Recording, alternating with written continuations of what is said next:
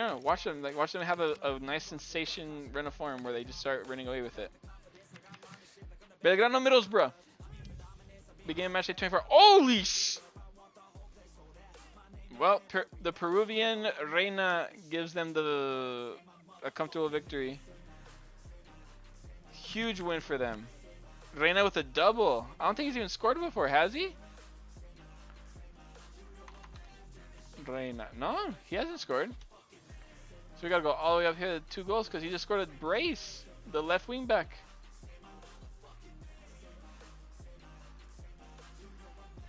Huge result.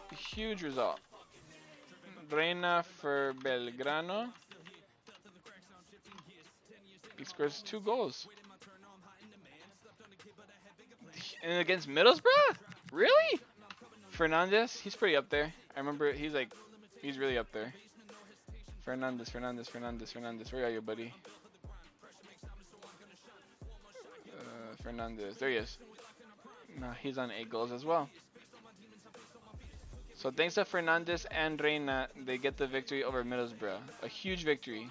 Because as long as you're away from that relegation spot, you're fine. And McGreen, I think it was. Who's it? Yeah, McGree. I keep calling him McGreen. McGree. Where are you at, McGree? McGree. Oh, there's one there? No. There he is. He's at 9 goals now, though. He did good to get his team back in the game when it was at 2-1, but ultimately they couldn't hold on to try and get the equalizer. Instead, they lose 3-1. They probably pushed too forward, and Reina got them on the counter. Maurides has also gone on an goal scoring route, which isn't good for Radomiak. Ulsan versus Alaves. Wait. There's nobody for Ulsan there now? Or am I thinking of Dayan? I could be thinking of Dayan. Oh, Farias is back though. That's what I was thinking of. So Farias is back to replace Eric Farias, I'm assuming is his name. And just letting you know, like these 2 guys are so shit, like 58 and 55, where there's no way they can make into this. Especially when they have this guy who can be an LM. So just pointing that out. I want to hear no, oh, well, you have to put them in there anyway because it's their position. Yeah, but if it's like if you have somebody who can play in that position that's better, way better than 53, then they're going in. Huge game because Ulsan are kind of like knocking on number 8th place. So that means that they're kind of, even though Alaves are in 7th, it puts them at risk. So they need to win this game. They get a tie. It's not great for either of them, really. Marcao gets another goal, though. He's now at 12. Which puts him ahead of people like Sar, Ludwigsen, and Paulino. So move you up here. Move you right there. And then after that, Alaves get the lead. But yeah, Alenia scores a brace. Important brace, but it just isn't enough. Where are you at, Alenia? You're definitely not. You're not in the top 3, right? No, you're definitely not. You have to be higher than this. There you are, Alenia. So the brace, you're now at 6 goals.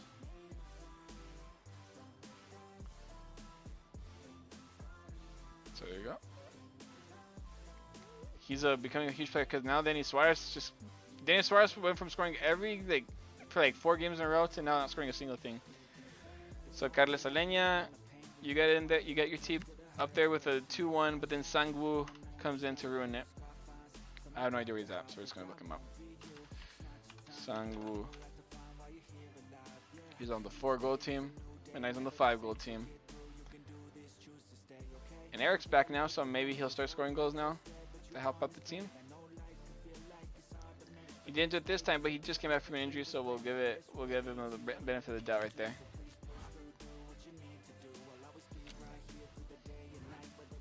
Radomiak Zaragoza. A game with again. Wait, they might have already got their Alves back. Alves?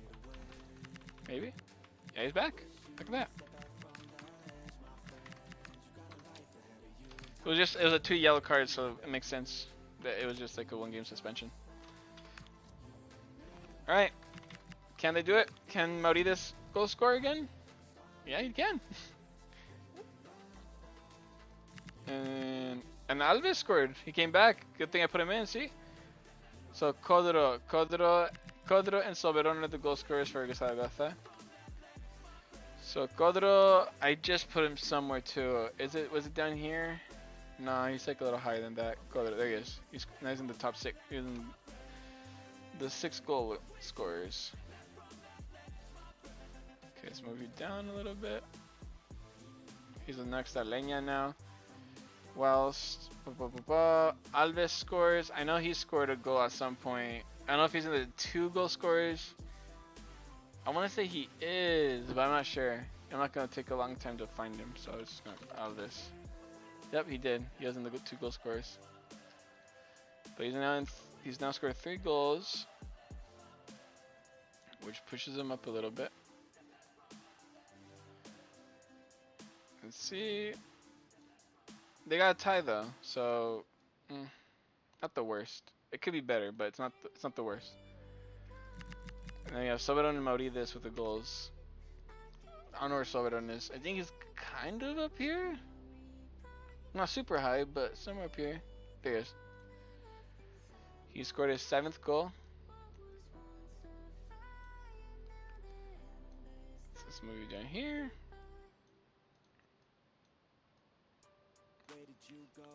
It's a good song right here, bro.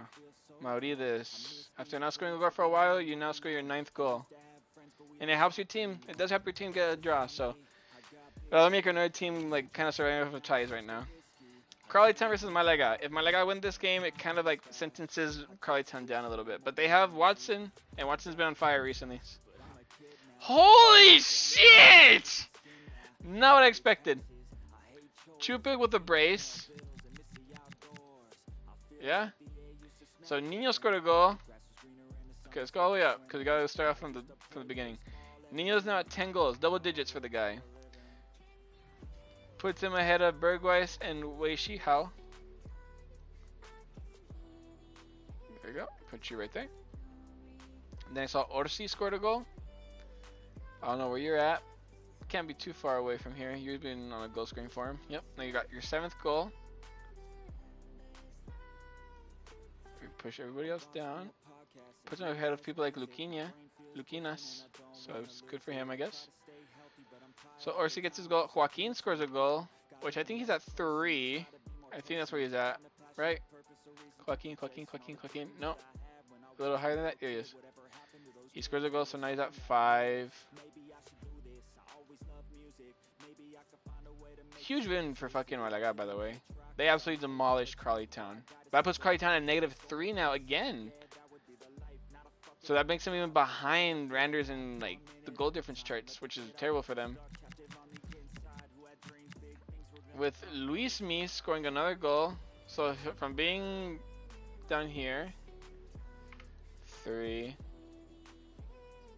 Luis Mies scores another goal, push him a little bit higher than everybody else. I think he's a defender too, so that's good for them. Have a threat in the area, like when they have corner kicks and stuff. So Luis Mies in there now. Chupe gets a brace. Wherever the fuck he is. Oh, there he is. Gets a brace. And now he's at 6 goals. Great. The name Chupe shall live on. Chupe Nino are the goal scorers that really they can rely on. If you know Spanish, that sounds funny. Chupe Nino. Chupe Nino. And who was the other guy? Manga. Yep. He scores his. Now he's in double digits as well. He tried doing something for a scene. At least he made it like a -3 and not -4. Cause god damn, bro, what an ass whooping they just got from Malaga. Not ideal for them, at least. Obviously, fuck. Like, it's what to say. They need a win. They are desperately in hope for a victory right now. They're like, they're cool. 5th Ghent is right behind them, and they get it barely, but they get it. De Frutos gets a brace. That practically saves them. De Frutos had to carry the team right there a little bit. Where the fuck he is? De Frutos. I think I'm doing too low now. De Frutos. There he is. With the brace, he's done 8 goals. you right here. And he passes a lot of these people. And he's now all the way up here. Well, they have this guy, Purese. I'm pretty sure he's new. So, go all the way down.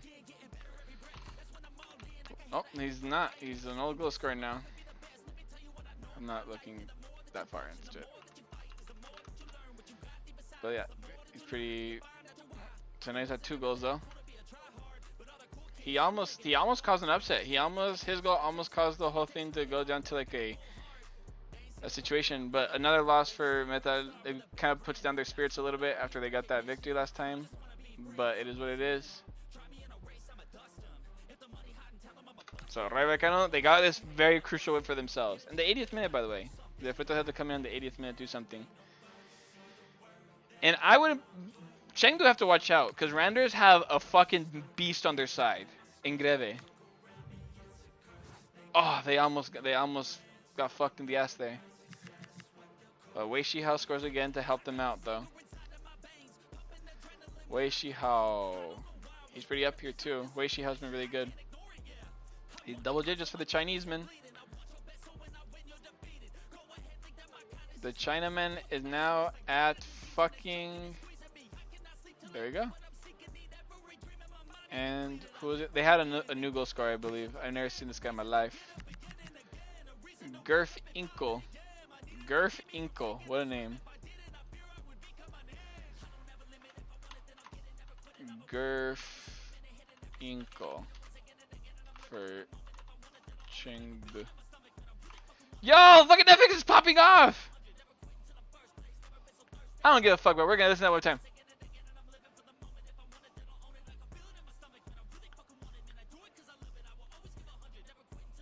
Netflix, chill the fuck out. You're fucking crazy, bro. And Dyer, he was definitely on the 2 goals or 3 goals. 2 goals, yep. Now he's at 3. Look at that. I mean, he kind of helped them out, and he made sure that at least it wasn't a -2 for them. Because, like I said, goal, like it's also gonna now. It's kind of to the point where it matters the goal difference. And fucking Crawley Town just got absolutely obliterated by goal difference. They lost this game, but it's kind of expected. Chengdu are in the top 8 for a reason. Solid squad. So we'll see. Crystal Palace. Let's see. I get nervous now because like we have like a lot of these like banana peel games. Okay, no, they definitely do it. They keep themselves out of a very easy thing. Not easy, but very chill. Gehi scores first. I think he's on 3 goals, right? Or 2 goals. Could be at 2 goals. Yep, there he is. Gehi. You're now 3 goals, my guy. Now Manchester City player.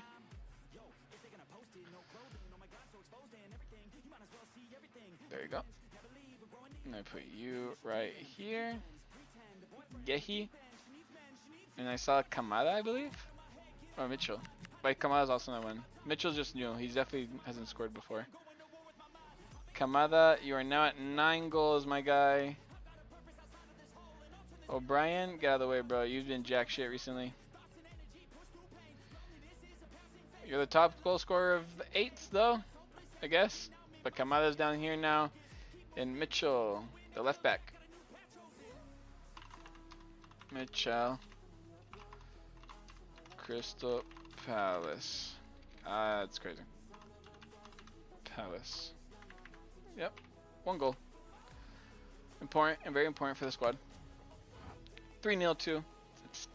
Pushes Grimsby's hopes even further down. Energy versus Daeyeon.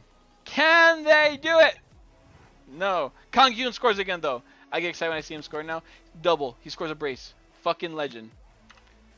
They needed him. They said like, bro. They probably yelled at him. They slapped him in the face. They said, "Bitch, we need you. Where the fuck have you been?" And he finally fucking locked in. He finally locked the fuck in because now I'm looking for Engelstadt. Engelhart, I mean. Engelhart. There you go. He's at 9 goals. For his own, like, ego, I guess. Because energy had just been super bad. So you, my good friend, are at least trying, I guess. But now we have Kang Hyun with a brace that pushes him to 14 goals now. He's now ahead of Uzuni and Weghorst. Which Weghorst, after scoring 4 goals, disappeared again. But Kanghyun, your team needed you, bro. And it shows right now because you really needed to score those fucking 2 goals to win this game, specifically against Energy. But this is important for them. They needed the win, so this is probably like reassuring. Austin versus Ajax. Oh, we got a problem somewhere. Oh, Gluck. No, my boy. Ah, that's such a shame. Coach just subbed him off a long time ago. They were already winning the game like by 2 goals. Shame. Shame, shame, shame. But let's see. Will this be the game that Austin wins? Yep, of course. They will fuck up with every other team, but this is the game where they're like, you know what? Now we're going to play well. Yep. And Moro scores his first goal to, like, he gives the lead. And it's on that left wing. It would have been my boy. It would have been my boy. He gets his first goal, but Uzuni and O'Brien come in clutch for their side. Where is he? O'Brien, you're now not in the 8-goal club anymore. I just fucking bashed you. Look at you. Now you're back in. With fucking Uzuni's getting of 14th as well. So now he's tied with Kanghyun. So huge win for Austin, but it's just it comes at a time where like they're not winning the games they're supposed to win. So it's like they're not really great. So Ghent now face against Groningen. Can Kadri and Kanga keep pulling their shit? Skorash actually. Very much Skorash. A brace? Not the guy you expect to see win the game for them. And he's not that great on goal scoring either. Like now he's on 6 goals. Now he is. I say at this point you have to be at 6 goals to be considered like a good goal scorer. A reliable one. And now he is. Look at that. A brace gives him the victory over Groningen. And Groningen and you know Ray Vallecano are fucking punching the air. They're like, fuck! What am I looking for? I'm looking for whatever the guy's name is. He has a weird name. It's probably the 3 goal scorers. For the 3s. Or not. I try to look at his name. Because I have no idea who the fuck I'm looking for right now. Are we done with these? Nope, not yet. We are looking for, who is his name? Schroeder's. Maybe he's in the 4s. I'm assuming, I'm gonna take a gamble and say he's in the 4s. Schroeder's, no. Maybe in the 5s? Because I don't want to type his name. No, he's definitely not that high. Wait, did I just see his name? No. Who the fuck are you? Your name starts with an S. Shouldn't be so hard to find him. Oh, there you are. Now he's at 5 goals. He gave the team a little bit of hope, but it just wasn't enough as Ghent defeat their Dutch rivals.